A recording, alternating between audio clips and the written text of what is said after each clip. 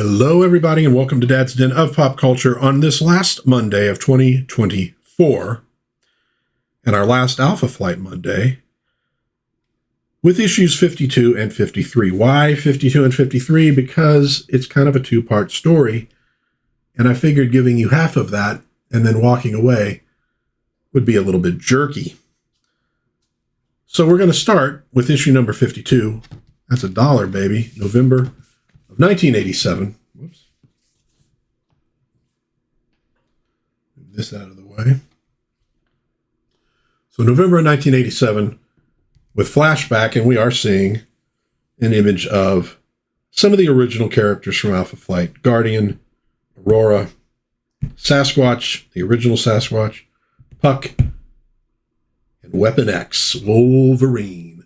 This is the point in Marvel history where the big thing is not the guest appearance by Spider-Man. It's starting to be the guest appearance by Wolverine. He's not known to most people outside of comic books yet. He's going to be.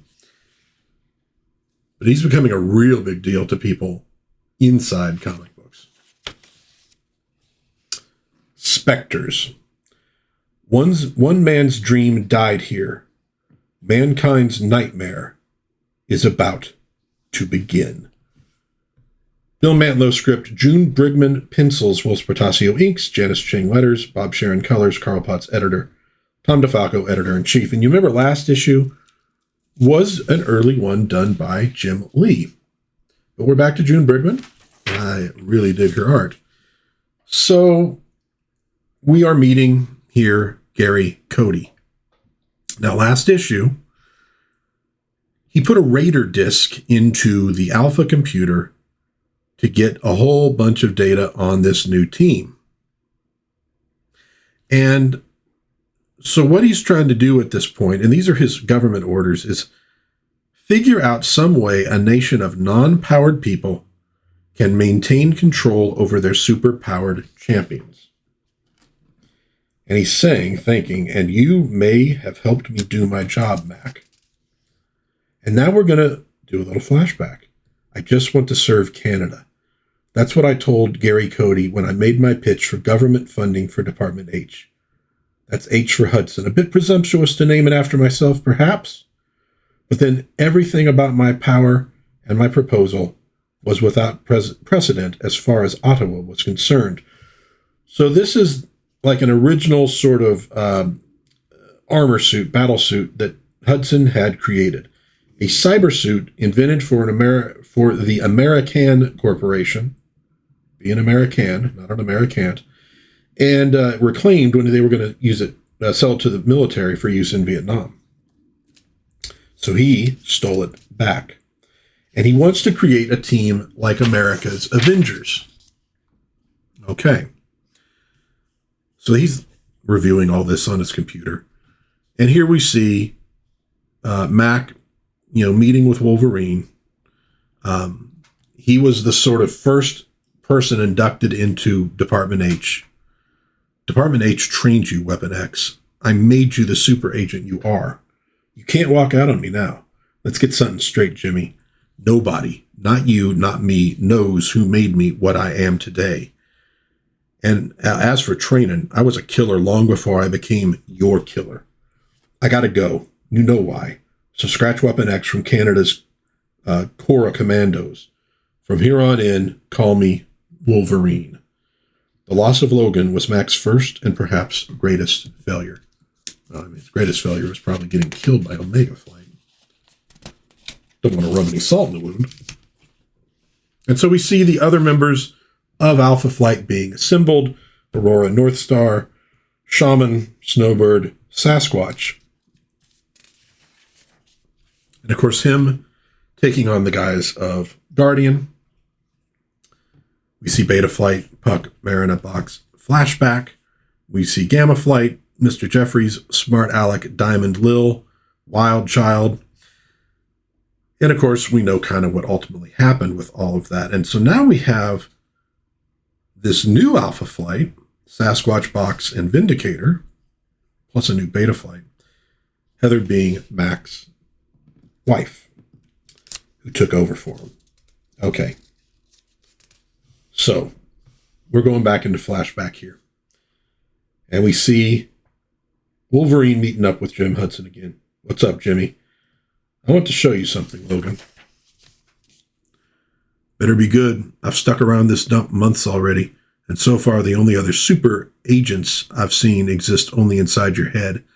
There must be more beings with powers like ours living in Canada. So this is before he's left, right? So we're going even further back. Why should the U.S. be the only nation so blessed or cursed? Point taken. All right, so neither of us was born a superhero. I got more going for me than adamantium fingernails, pal. By the way, without that tin battlesuit, oh, I'm sorry, I kind of got those backwards. By the way, without that tin battlesuit you wear, what's so super about you? I got more going for me than adamantium fingernails, pal. I'm just trying to say that it's become harder to locate super beings than I originally thought. Unless I come up with results, and soon, Ottawa may begin to question its commitment to Department H. So what are you going to do if you can't find any more people with power? Make them? Exactly. Ooh. Now, we went through a whole bunch of issues with Heather worrying that her husband had created Wolverine, and she was very angry about that. And she didn't have a lot to base that on. Okay. Well, he didn't. But maybe he did something else that wasn't real bright. We could say he's a man of great intellect, but perhaps not of great wisdom. So they slip in here and see that there's this body that's all wrapped up here. I recently developed a device capable of locating those with latent powers not yet fully realized or developed. Obviously, I hoped it would lead me to conscientious Canadian citizens whom I could convince in joining me in defending as super agents. Instead, it led me to a provincial prison in Nova Scotia. A con, convicted of murder. But there's power in him. Don't you see that? If I can activate that power, I'll be able to create heroes and fulfill the nation's faith in me. And maintain your funding. And assuming you're successful, what are you planning to do with a super-powered murderer? He consented to be experimented upon in exchange for a pardon. I'll train him to use his powers for good. And if he ain't so cooperative once you've made him superhuman, let's cross that bridge when we come to it. Whoa. So not a real good plan, but it also does kind of feed in with the fact that a few of the people that go into alpha and beta and gamma flights, maybe not the most stable people on Earth.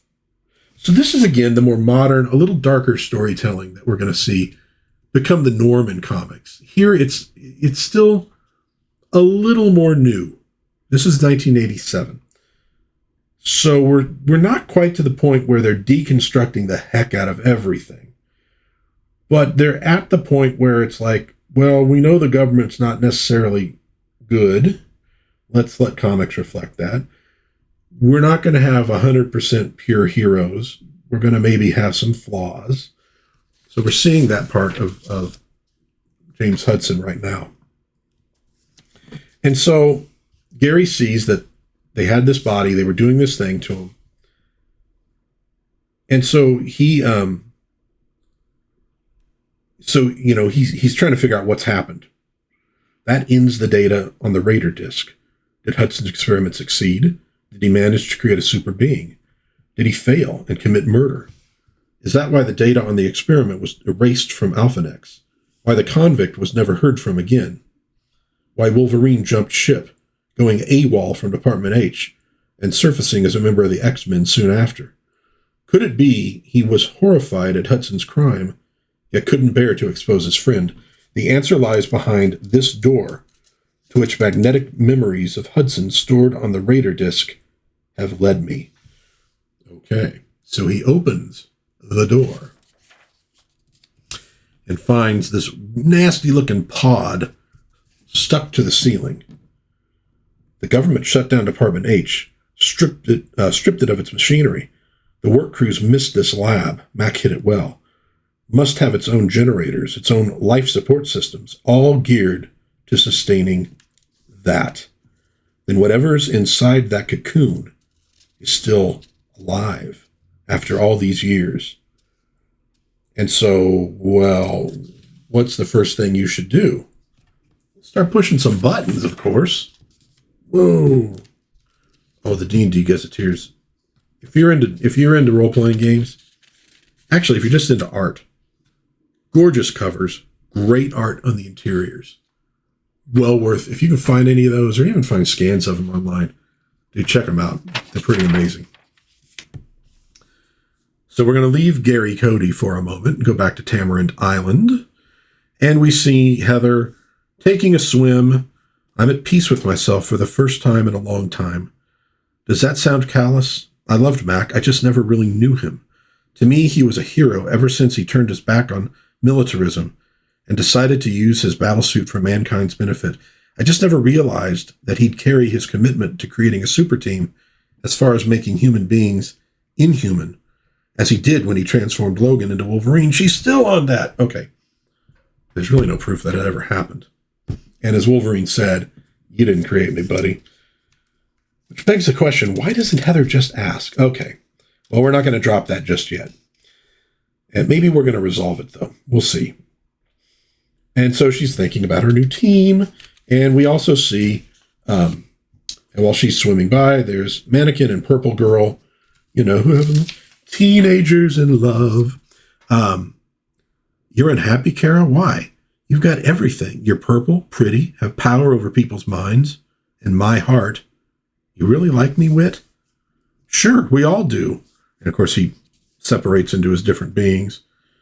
I doubt the Purple Girl desired a demonstration of your mannequin powers just now, Prime Unit. Thanks for the newsflash, Highbrow. I was just kidding. Now phase back inside me, huh? While I show my Bonnie Blueberry just how serious I could be. And Madison Jeffries in the box armor is watching. The kids seem happy together. Kara may be a teenager, but Whitman Knapp's a med school graduate. Okay, so once again, I think they've aged her up a little bit, and I was hoping that somehow in his power coming out that he was a little bit younger. Okay, kind of a weird move there. And one that frankly didn't need to be. They could have always had her be more like 16, 17, 18, whatever. All right, well, there we go. He leaves the armor, he goes out, and now we're going to see the romance beginning between Madison Jeffries and Heather Hudson. We get the kiss, very nicely illustrated by June Brigman. So all is well with Alpha Flights. But looking on, Walter Lankowski, now Wanda Lankowski, maybe the god of love is confused, not sure what to make of someone who was formerly Sasquatch, formerly dead, and formerly a man. I'm not losing any sleep over it, though. In fact, for the first time in years, I feel like everything's going just right for me, for Alpha Flight, and for the world. But not for Gary Cody, because whatever was inside that cocoon has escaped. And Gary Cody is either unconscious or dead. Looks like he's dead. So something's beeping on this little console there.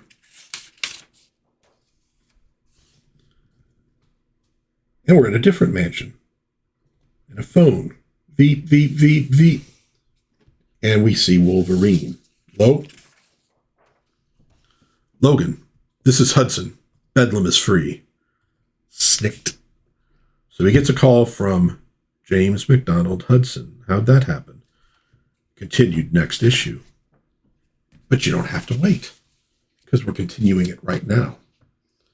Alpha Flight and Wolverine. All right. A blast from the past. So Wolverine has rushed to the Alpha Flight mansion too late. The mansion has seen better days. And Wolverine is going through the wreckage here. And there's something. He finds this little doodad. Looks mechanical, sounds mechanical, smells mechanical, feels alive. You coming out, and it turns into the box robot, and Madison Jeffries falls out of it. Oh, by the way. Bill Mantlo script, Jim Lee back on pencils, Will Spatasio inks, Janice Chang letters, Bob Sharon colors, Carl Potts editor, Tom DeFalco Predator-in-Chief. Now, wait a minute. Oh, he was Editor-in-Chief on the last one, too. The Predator thing would have a different... It sounds a little bit different nowadays than it would have back then. So this is the point where Jim Shooter is out.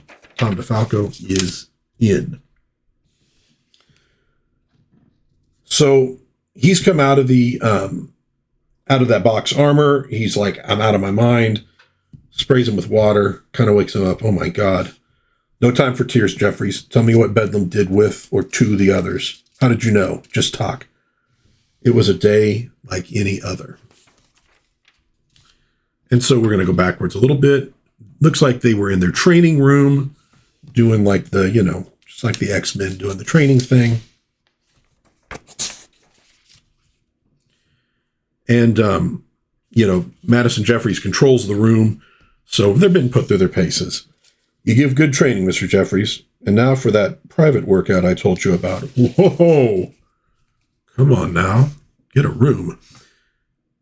And at that point, something crazy happens. I thought the training was over. It is. Got to phase into my box robot. Boom! So something happens, and that something is Bedlam. My creator called me Bedlam, the brain blast. Now prepare yourselves for a long journey. You ain't taking Alpha anywhere, pal. Oh, but I am. He blasts him with, some kind of ray. Please keep out of my mind. Out of my mind, out of my mind, out of my mind, out of my mind. So he's got psychic powers of some kind. Bury in your minds what kept Bedlam from killing you. But he must have taken the others. Where? Why? Who is Bedlam? Why did he attack Alpha? What's he want? Revenge on a dead man. Flash forward to the Arctic Circle. This sprawling complex was not here yesterday. Now, my guests, let us get to know each other. So we see everybody cocooned in this stuff that I guess he can control. And this is a heck of a page. So we got Vindicator. We got Freak Out. We've got Sasquatch. Janice. Purple Girl. Breakdown. Mannequin. And Goblin.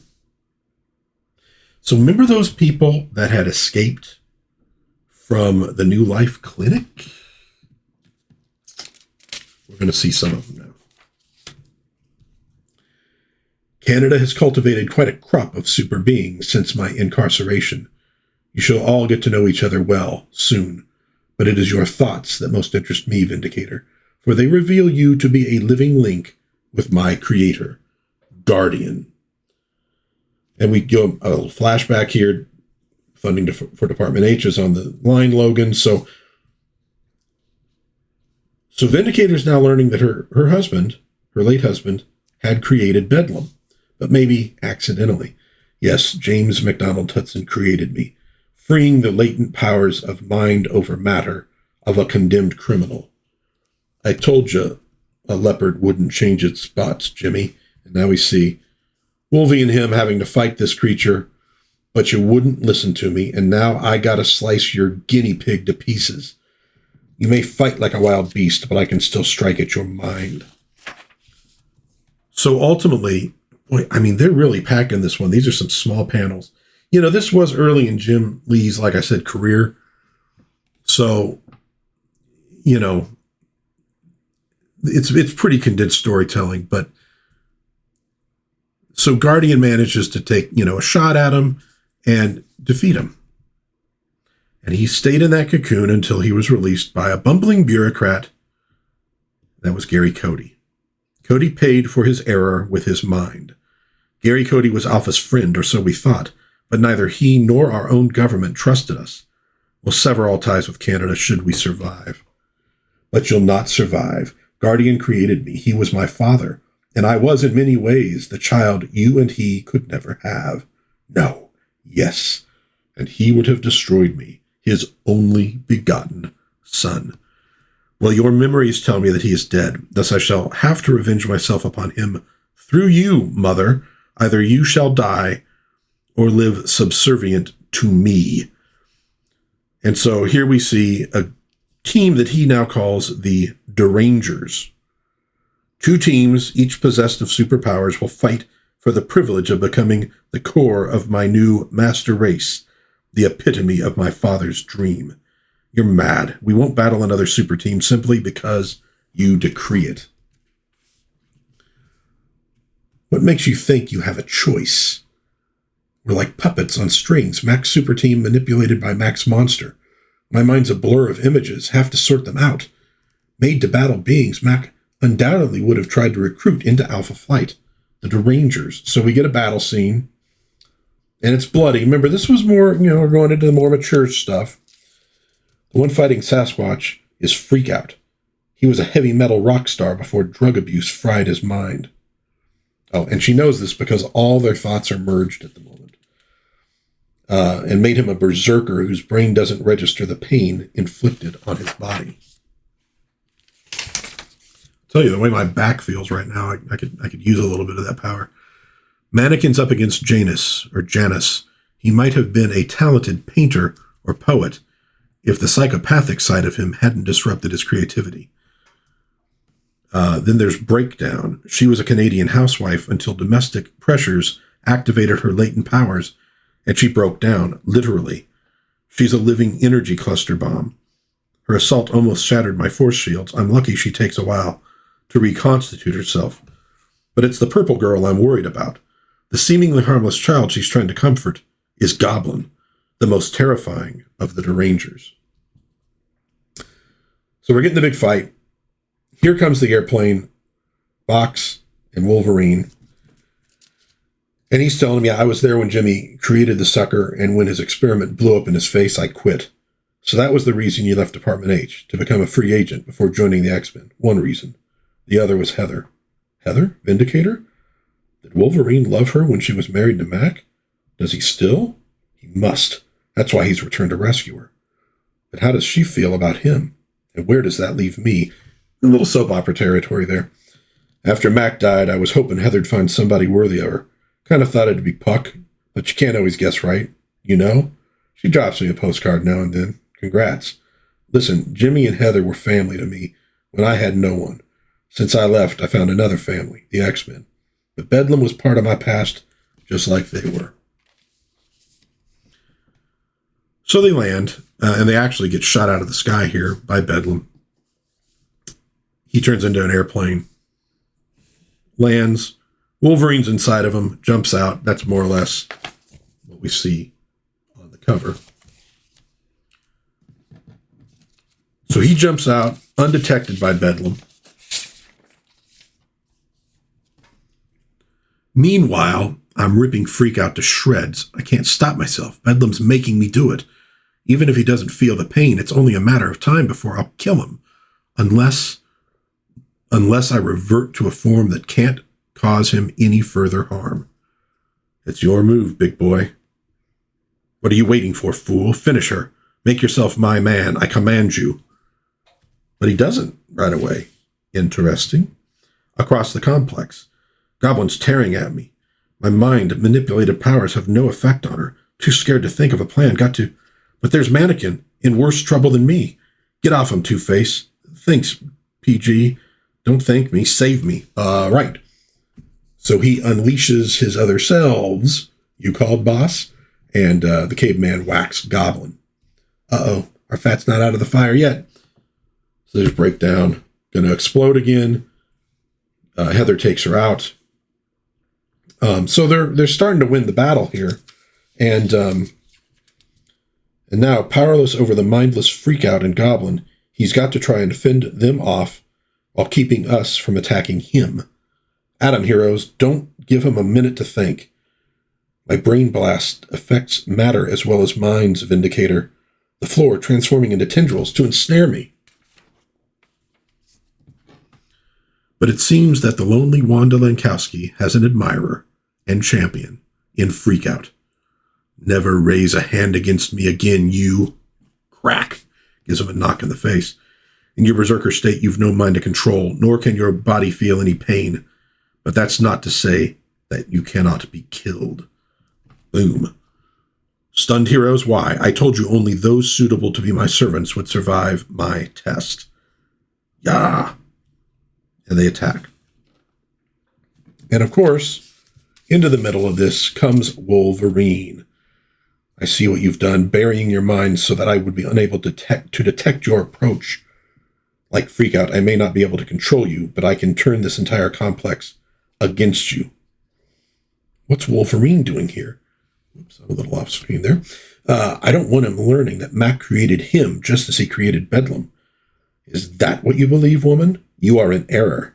But what care I if the lie can shock Wolverine out of his berserker state? Why should we fight, brother, when Hudson made us both on the lathe of his ambition? What? True? Of course not, X-Man. But your mind is now mine. Kill the living robot. And you know, Wolvie probably kind of could with those adamantium claws. I was wrong? Mac didn't create Wolverine? Didn't take a wounded man, tear him apart, and replace his bones with adamantium? And again, I kept saying, it was a big leap to take, and I'm glad they're resolving it here. But why not just call Wolverine and ask him? He would probably know.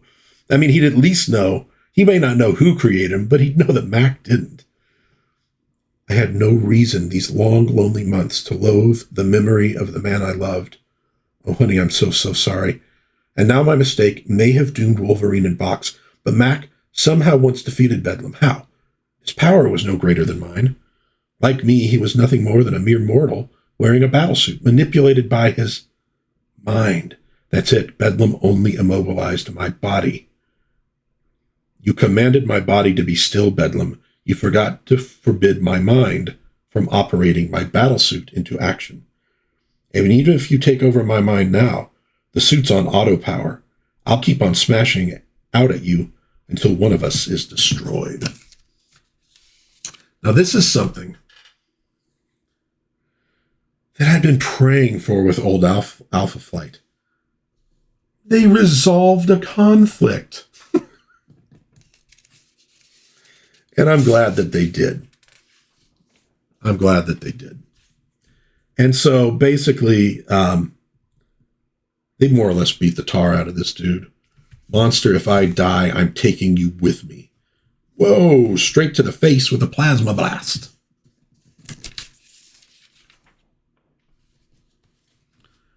And that pretty much does it. Gosh. And so Goblin, you see, jump out this window in the Arctic, which is a little rough.